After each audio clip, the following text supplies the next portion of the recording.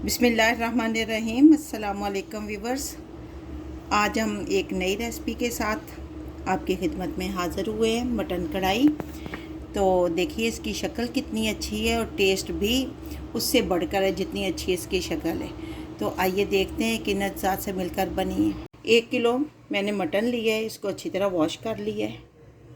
इसमें जो मसाले जाएंगे वो ये हैं।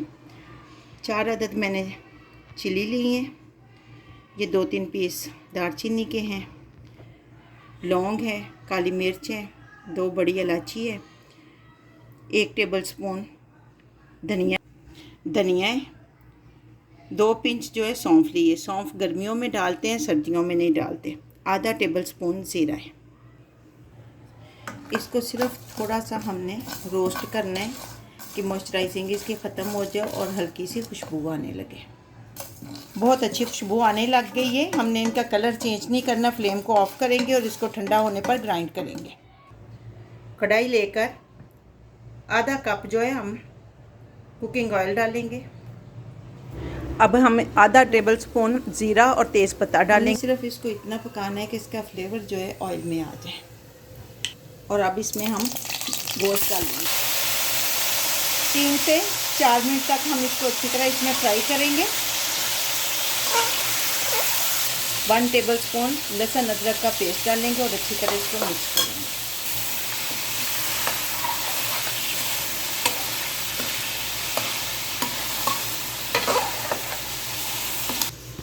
दो प्याज लेकर मैंने उन्हें ग्राइंड कर लिए। अब प्याज इसमें डाल देंगे और इसको अच्छी तरह फ्राई करेंगे। आप हस्बे ज़रूरत आप नमक डाल लें। मैंने 1 टेबलस्पून डालें। 2 टेबलस्पून मैंने रेड चिली डाल ली। 1/4 टेबलस्पून हल्दी पाउडर। इनको अच्छी तरह सारी चीज़ों को मिक्स कर लेंगे। और अब हम वो मसाला डालेंगे जो हमने अभी फ्राई किया था। कितनी ख़तरनाक इसकी खुशबू आ रही है माशाल्लाह। तो ये मसाले भी हमारे इसके साथ ही फ्राई हो जाएंगे प्याज के साथ, और गोश्त भी टेंडर हो जाएगा। अभी हम इसको 5 मिनट तक ढक के रखते हैं, फिर मिलते हैं आपसे।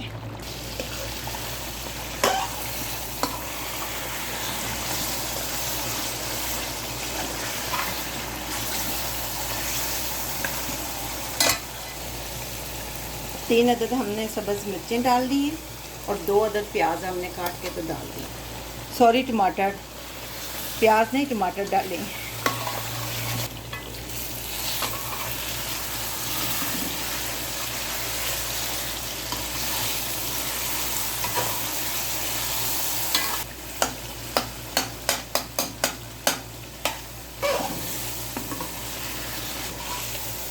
दो मिनट तक इसको मज़ीद फ्राई करेंगे ताकि अच्छी तरह ये जो टमाटर है ये भी मिक्स हो जाए।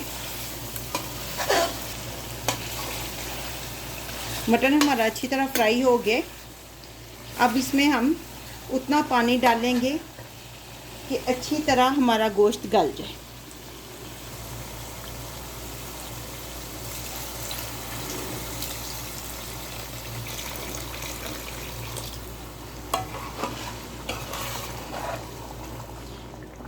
इसको हल्की आंच पे 15 मिनट के लिए दम पे रखते हैं। इसमें 2-3 दफ़ा मैंने वक्तन फ़वक्तन चम्मच चलाया था। गोश्त हमारा बनकर तैयार है। ये देखें गोश्त गल भी चुका है। फ्लेम को हम ऑफ करेंगे और सब्ज़ धनिया से गार्निश करेंगे। लें जी, हमारे खूबसूरत सा मटन कढ़ाई बनकर तैयार है। आप भी बनाएं और कमेंट बॉक्स में बताइए कि आपको कैसी लगी ये कढ़ाई।